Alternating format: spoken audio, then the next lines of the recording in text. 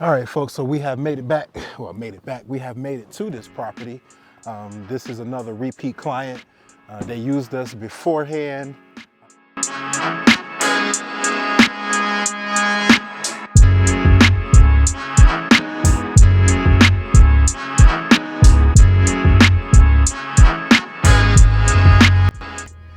Good day, good morning, El Paso. Your local junk hauler here, Charlie, AKA Dumpster Daddy, in my truck, getting ready to head to a client's house. We got a few things on the books today.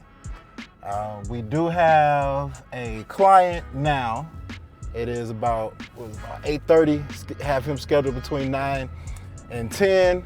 I do have a haircut today. I gotta get to my haircut appointment. It was supposed to be for Monday, but my man's rescheduled. I had an emergency situation, so he needed to take care of that, so we rescheduled for today. Made a cardinal mistake. I didn't put the haircut in my calendar, and then I booked this appointment, but he said it shouldn't take that long to get the job done. I'm going to see a repeat client, so in the central area, so we're gonna get that taken care of. Then once we get done with the haircut, we have another client on the west side of El Paso, another repeat client, I should say.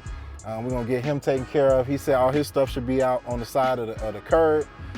We'll get that done. And then we have a couple of chamber events tonight. So we got a packed day. It should be a fun-filled day full of activity and excitement. I'm gonna bring you guys along for the journey, bring you guys along for the ride. So yeah, come on. What up, guys? So while we are driving to the client house, something just popped in my head I wanted to talk to you guys about. I've been looking at a lot of content, across the spectrum, a lot of junk removal content creators out there, a lot of other entrepreneurs doing their thing out there. Been looking at some people who have been creating content on YouTube and all that stuff for a very long time. Just trying to get a feel for my own platform and how I want to start creating and cultivating content and putting things together out there, just give a different variety, my take on a lot of different things happening out here in the world.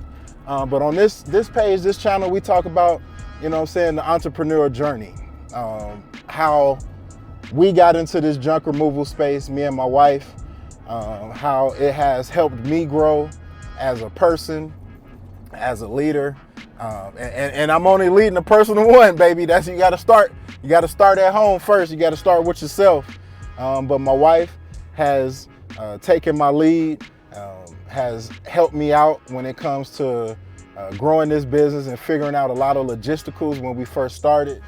But with that being said, when we first started, we wouldn't even been able to get this going if it hadn't been for my wife Bianca.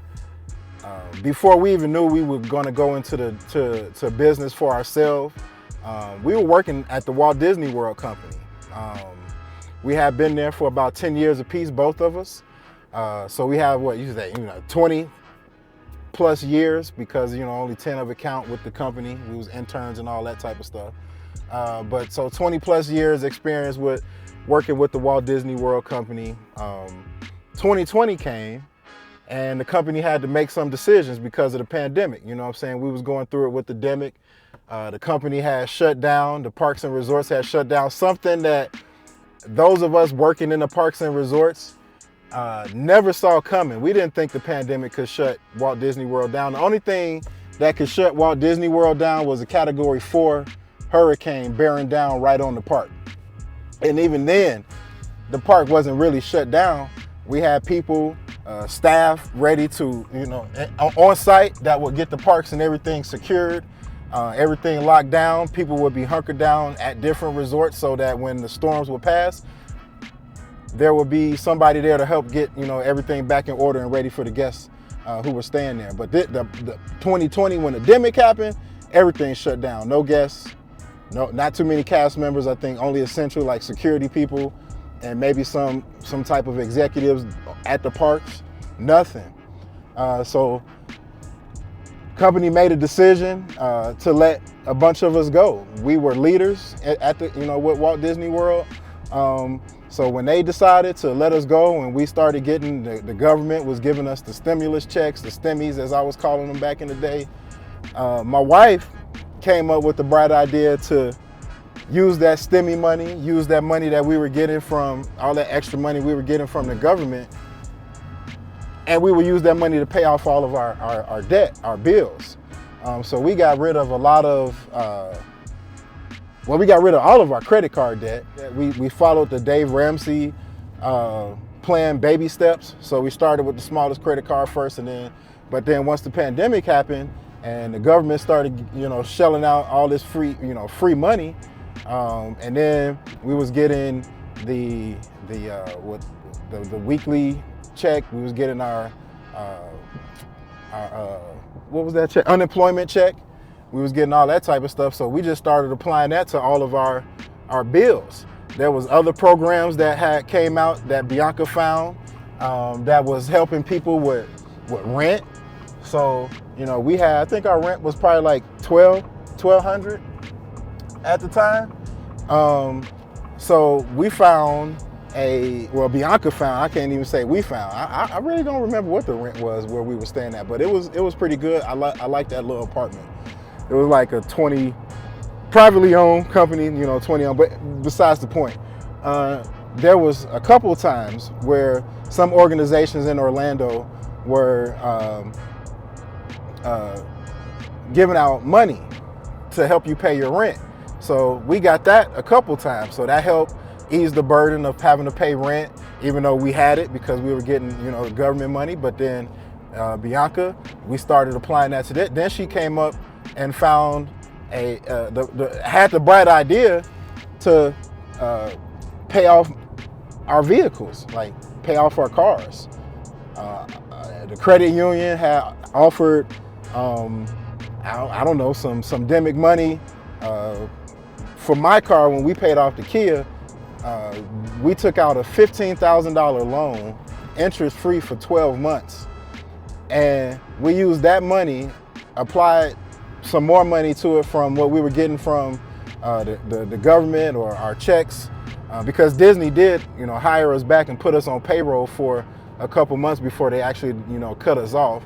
So we had money that we were using, and we strategically used that money during the pandemic to get ourselves out of consumer debt and to get ourselves out of these auto loans. And we were able to do that within that pandemic time frame, 8 to 12 months. So coming into 2021, when we decided to move to Texas, move to her hometown after a bunch of discussions, talking about where we wanted to live, if we were going to stay in Orlando, if we were going to move to Chicago, where I'm from, figure out where to stay, who to stay with, get our own place or whatever. Not to even mention, we were, scheduled to get married in May 2020 up in Chicago. But anywho, so with us getting out of debt, we had money we saved up for a wedding. That money got refunded to us. Disney gave us a severance package, so we had that little change. And so, and then all of the money that we were continuing to save. So 2020 in the demic, getting out of debt, no credit cards, no auto loans, a few student loan debt. And then the government, because I went to DeVry and I had racked up about 30 grand in student loan debt there. Like, I don't know what happened, but they forgave that. So, because I guess DeVry was doing false advertisement about people getting jobs as soon as they graduated, and all that type of stuff, false claims and whatever.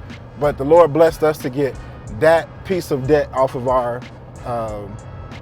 off of us. So we didn't have to worry about that. So I came out the debt owing about 7 grand in student loan debt, no car loan debt, no more credit card debt, and anything that we put on credit cards now, we pay off. So moving to El Paso, getting into the junk removal space, we had us a little nest egg. We originally moved here to take care of some family business, and that stuff kept getting blocked and kept getting put on hold. And so I made the decision, if we're not going to use that money for what we came down here for toward that project, then I'm going to use it to start my own business, because during the pandemic, I made the decision, like, I'm not going back to work for them people. I'm not going, not right now. Like, I don't plan on staying out of the corporate world for forever. I do plan on going back. I am working on myself and developing myself to become the person that those corporations would want to come in to help fix problems or whatever it is that you know they have going on in their organizations, and they feel like, you know what I'm saying, what I have put together could, you know, or have cultivated over the years of me starting this journey, can come in and help them with their organization. So, you know, starting Dumpster Daddy, we bought the truck outright. We used the cash. We bought our trailer a few months later. We put sidewalls on the truck. Maybe I'll throw up some video or some pictures of our first F-150 when we got it, then when we put the sidewalls on it, and then we rocked with that for the whole spring and summer. And then I believe it was like early fall when me and my wife decided to make the investment after us, you know, getting business. Like, we were doing our thing just with starting out and just with the truck and the sidewalls. So then we decided to get the trailer, and then we decided to add, you know, the extensions onto the side of the trailer, and we've been rocking and rolling ever since. We bought all of that stuff outright. We really didn't have to take out a loan for anything for the business until we got this F-250 last year. So, you know, we were blessed. Once again, I used my unemployment money. I bought equipment for the business. I bought all of the stuff that I use now, the sawzalls, the blades, like everything that I needed to start out. I watched a bunch of video from bigger content creators on YouTube when getting into the game, when figuring out how to make money with a truck. When we decided we were gonna get a truck, how to use it to make money, and I, you know, came across Sonoma Strong Hauling. I know a lot of people came across their videos and saw how you can make money with just your truck. And, you know, they make $1,000 a day, make $300 a day, you know, all of that type of stuff. And I really wasn't attracted to the business because of that. I was more attracted to the business for the fact that I could work for myself, and I had opportunity to make my own money to bring into the family and to support my family without having to depend on working for somebody a 9 to 5.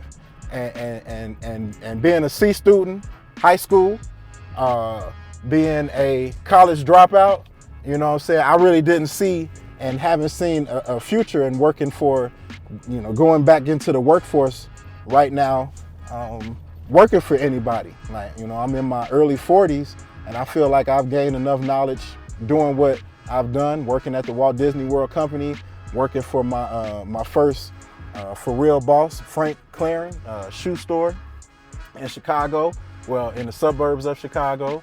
I had a great mentor when I was in the field selling cars, selling used cars, my boy Tavis. And that'll be stuff that I'll probably go into on my other page.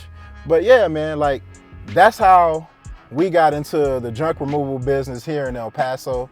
I felt like it was a great opportunity, and it is still a great opportunity here in this city to come in and do, well, to come in and like, if you got to focus, there's an opportunity here to start your own business and do your own thing. You can get into that space. Yes, there are other people out here doing an amazing job in that same space that you're doing. But the one thing that I like about El Paso is that, like, the big franchises are not here yet. Like, we do have, you know, junk luggers, 2 men in the truck, maybe some other guys that do a little junk removal here and there, like franchise guys, I'm not sure. But there's a lot of guys like me, truck and trailer. There's a lot of guys like how I started out, truck and sidewalls, truck and utility trailer, truck and dump truck, dedicated junk removal truck. You know, I've seen a couple of guys out there doing their thing like that. The landscapers getting into the business and everything.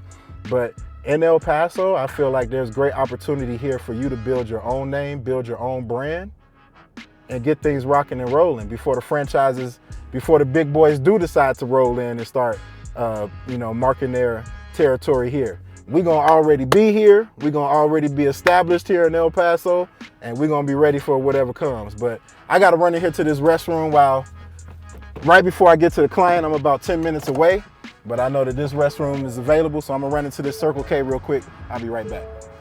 Ready for? All right, folks, so we are done with that client. Like I said, repeat client. Didn't capture any video of that interaction. Me and the client got to talking about business and different strategies and things that he's into, things that I'm into, and some of the things started to like mesh together. So yeah, we're gonna see what type of business deals or what type of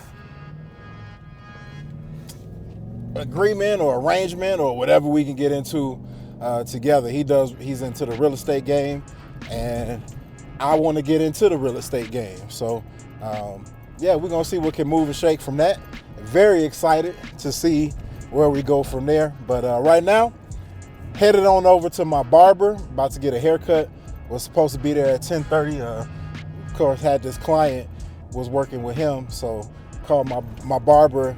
I was supposed to be there at 10, sorry, but he gave me till 10:30 to get there. I'm still running a little bit behind, but we about to be there, so here we go.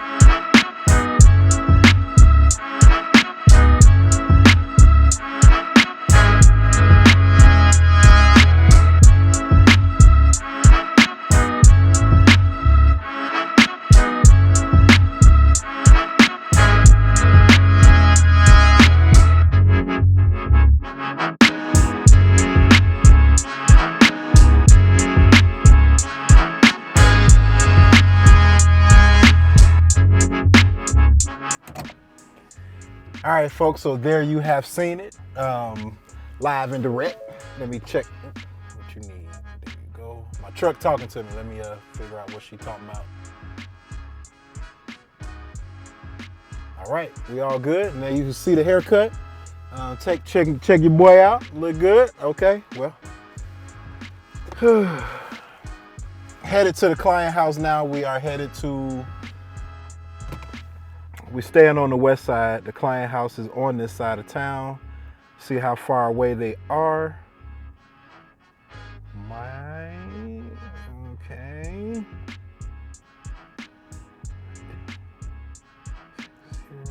Cherokee. Boom. Between 5 to 10 minutes away. So let's go ahead and get this. Go ahead and head on over to the client house, and I'll be back with you in a bit. All right, folks, so we have made it back. Well, we have made it to this property. This is another repeat client. They used us beforehand to clean out stuff on the side of the house before. Their neighbor actually came over and helped last time. They didn't run out here today, so don't know if they'll be coming out, but he has, you see how to get in this gate. He wanted me to check this back door here.